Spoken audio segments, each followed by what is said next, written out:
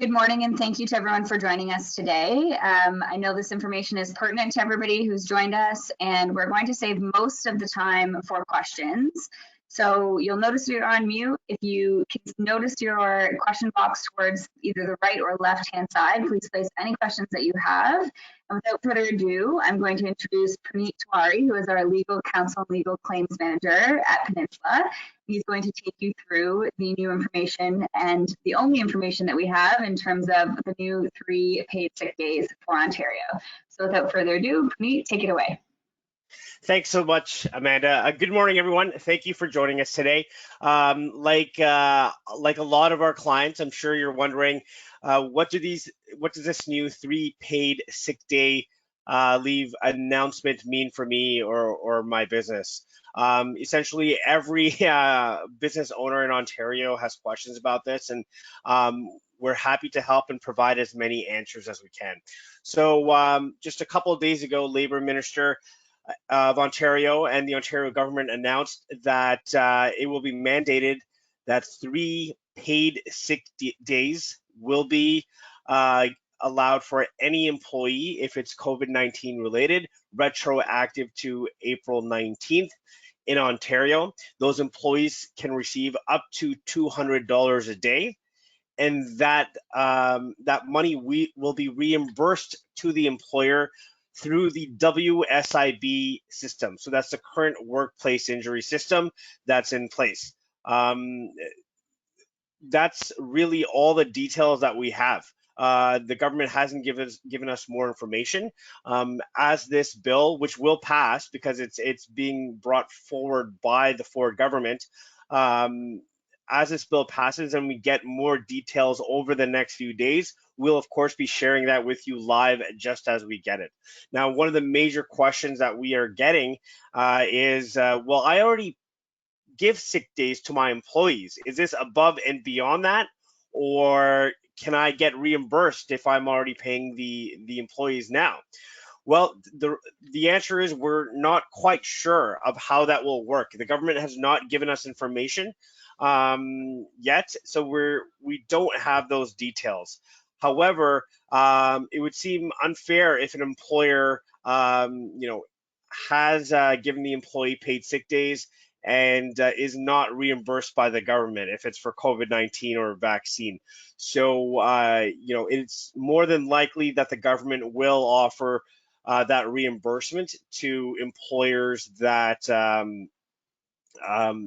already giving paid sick days.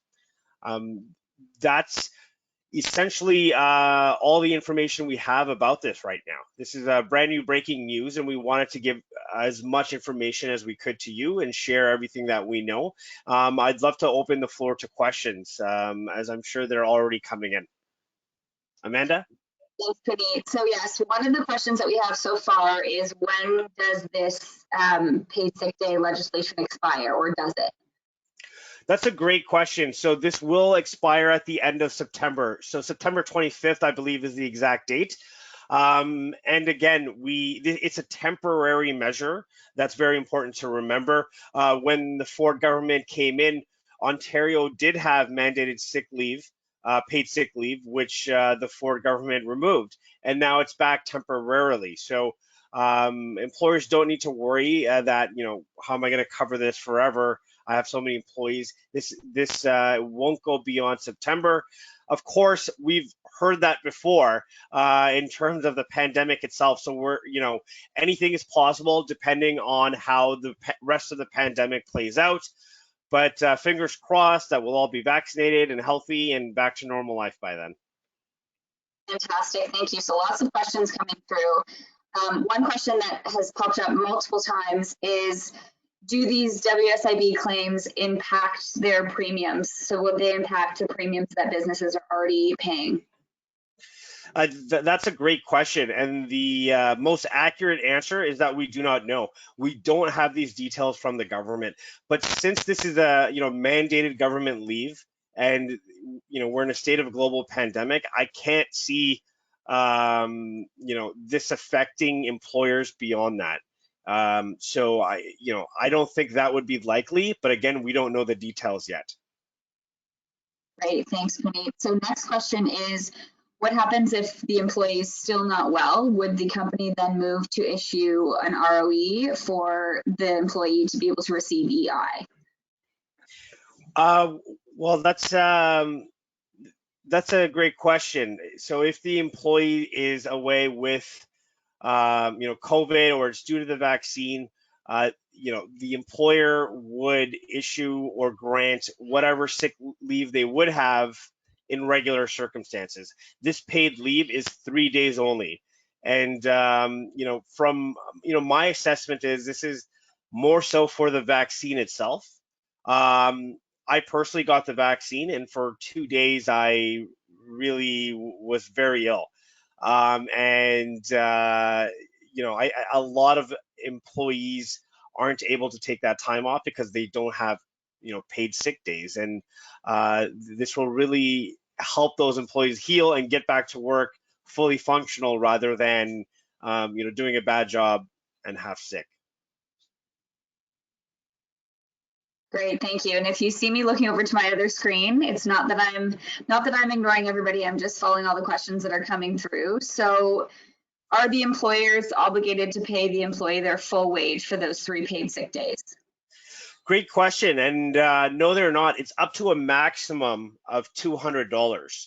So if their full wage for that day is below $200, I would assume that you would pay that full amount. Again, we don't have the details of what will be mandated, but in terms of the exact amount given to each employee, but the idea is it'll be whatever they're making up to a maximum of $200. And remember, this is something the employer will be reimbursed for.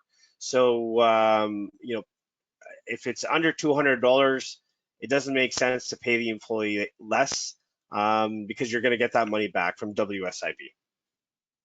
Great, thank you. Another question that's come up a couple times is, if the company does not have a WSIB account, would they need to then create one, and what would be the process for that? So this is a great question. So most likely yes, but we don't have these details. A lot of employers are already registered for WSIB, especially those that do not offer paid sick days.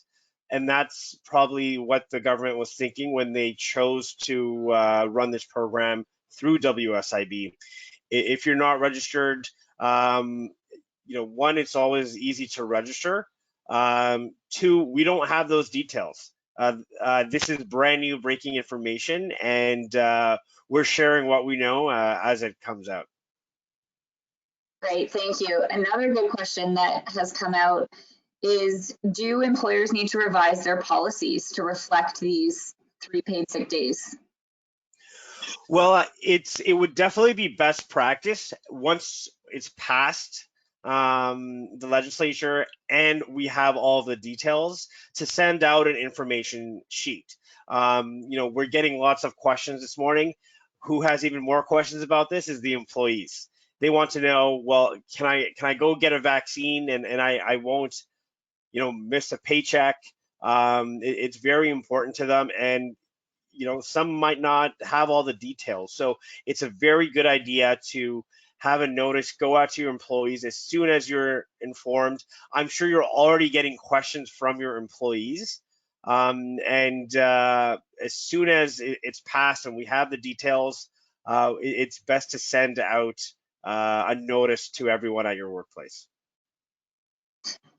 Yeah, for sure. So the next question that we've seemed to have received a couple times, and you might not have the answer for this specifically, Puneet, but is the process for getting reimbursed. So have there been any announcements on what that process looks like?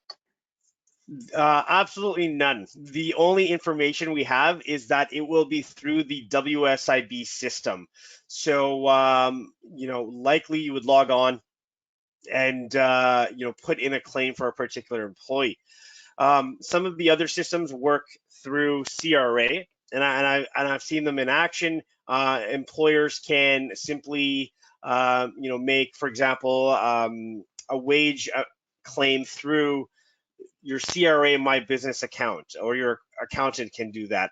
So they try to make that system as simple as possible. I would assume this system, since it affects so many Ontarians, will also be very simple and easy to use.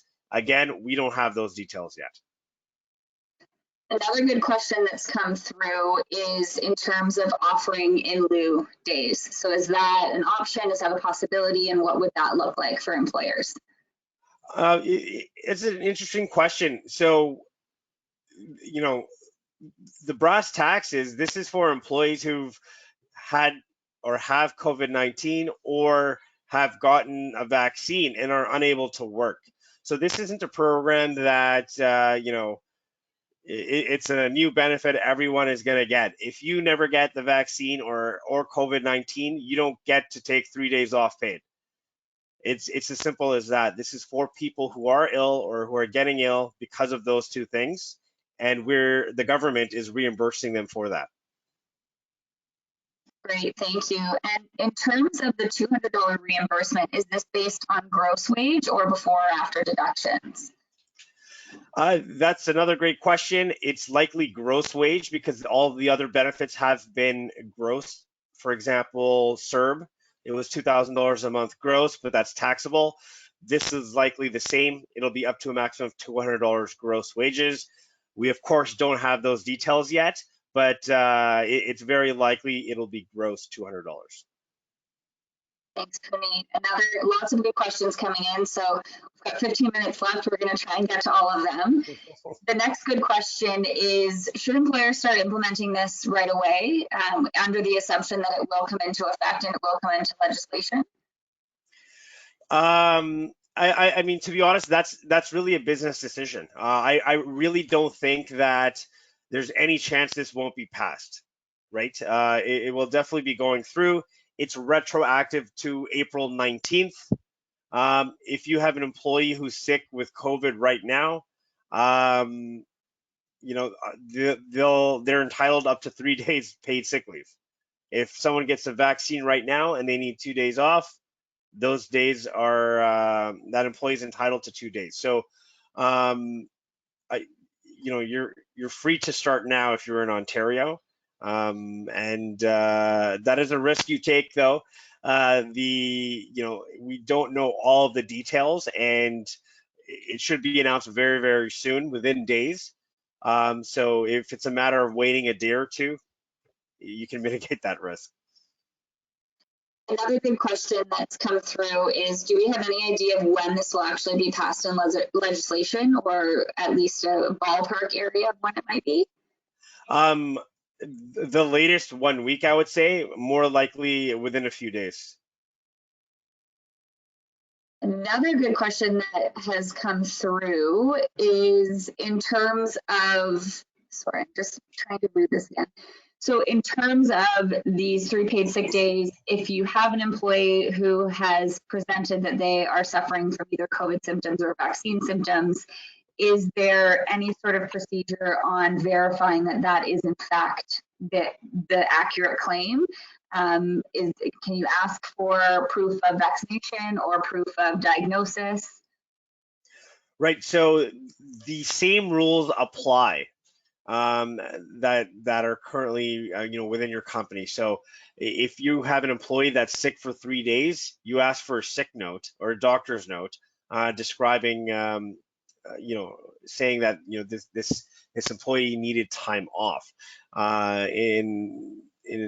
It's very similar to that. If your employee says they're getting time off for vaccination, you can ask that, hey, let's see some proof that you were vaccinated. It's very important to limit those questions to absolutely what is necessary, and that's really, did you get a vaccine? What type of vaccine? That's it. Or maybe the date that they got it, but that's it. Don't ask too many questions beyond that.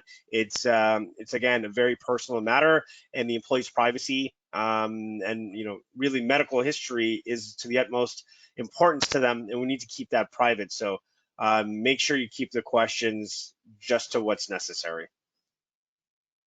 Great, thank you. And I know people have joined us after a couple of the questions have come through. So some of the popular questions that are being asked again are essentially, if you are already providing paid sick days, is this on top of what you're providing? Can this be included in what you're providing? So for instance, if you're providing 8 paid sick days or 7 paid sick days, do you need to provide 10, 11, 12, or are those 3 days included in what you're already providing?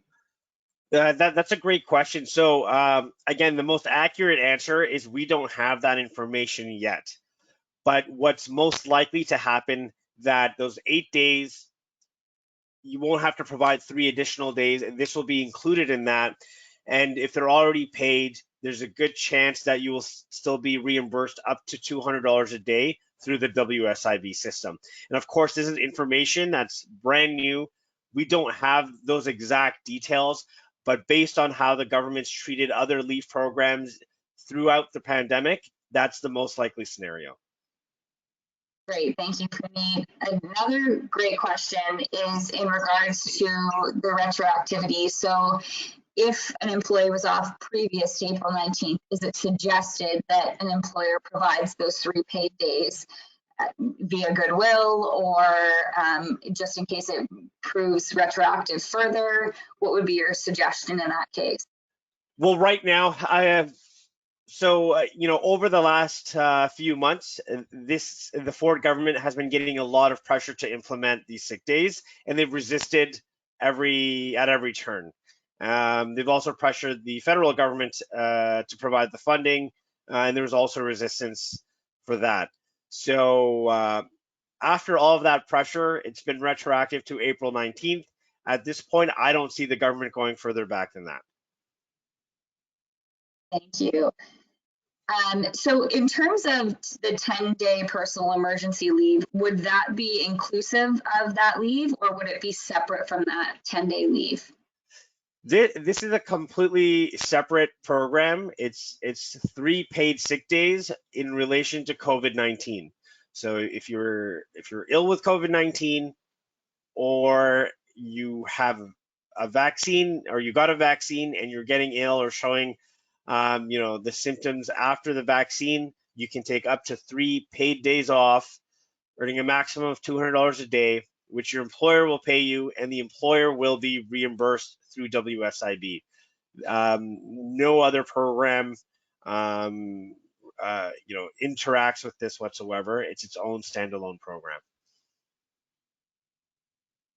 Thank you. Another question that's come through is in terms of already used sick days. So if an employee has already used 12 days on other illnesses and they happen to contract COVID, are these employers obligated to provide those 3 days for that employee?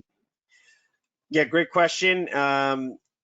This is for COVID. If they have not had COVID before, and they get it now, or they got a vaccine now, they get 3 paid sick days. Again, we don't have the exact details if or how other sick days will be treated, but from the information we have right now, it's 3 full sick days for COVID-19, and that's the vaccine or the illness itself. Great question that's come through, which I know might be on a lot of people's minds, is does this affect employers in regards to independent contractors? So if that employee is not a full-time employee of that business, but they're perhaps an independent contractor, i.e. maybe a massage therapist or another special provider, would that employer have to pay those 3 paid sick days if they're not a full-time employee? So it's an interesting question, and whoever asked that question, I strongly urge you to call our advice line, because if they're an independent contractor, they get 0 sick days, and they should be making their own hours. And this is more gets into the legality of independent contractor versus employee. But if you're controlling your workers' hours like that, they might actually be an employee, not an independent contractor. So it's very important that you get some guidance on that distinction. This doesn't apply to independent contractors. It's for employees only. Great, thank you. Some other really good questions coming in, so thank you to everybody. We've got 8 minutes left.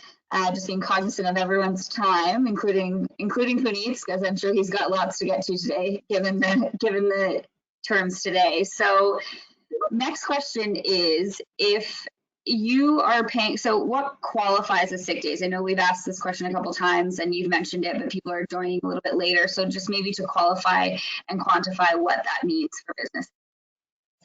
Right. So, just imagine this scenario. You have an employee who gets a vaccine and they have really bad reaction to the vaccine. They call you, Monday night saying, I can't come into work on Tuesday.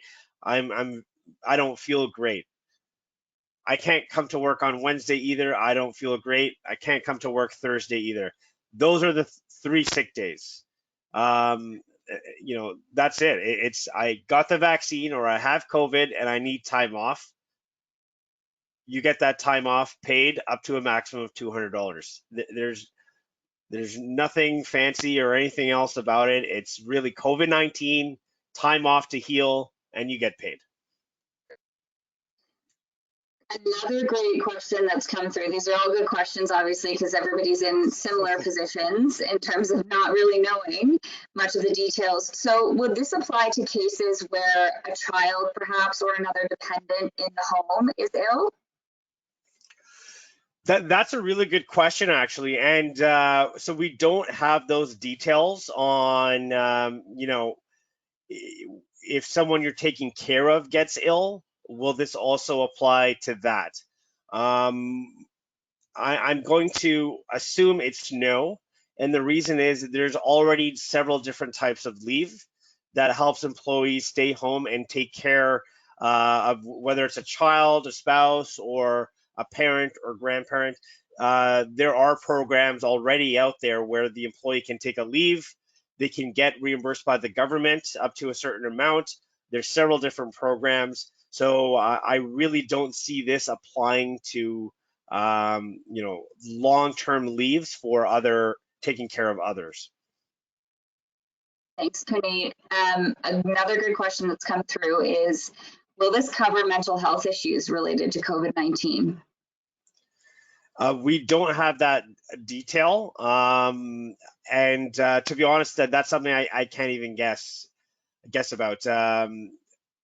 If it's one of the symptoms of COVID-19 is brain fog and difficulty concentrating, difficulty like some confusion.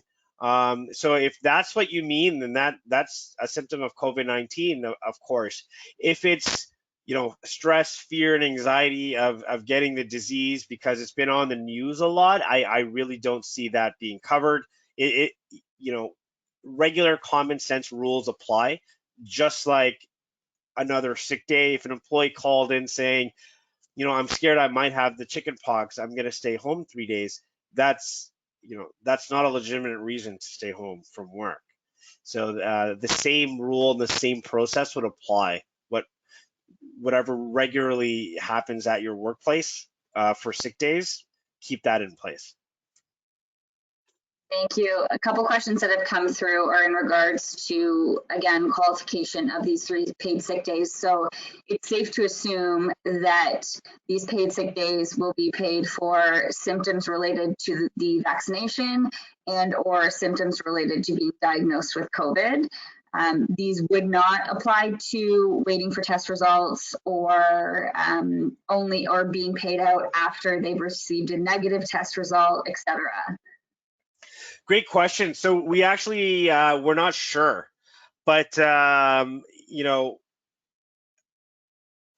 of one of the reasons for the spread of COVID-19 is people are afraid to take time off for a test and afraid to tell their employer until they have that positive result.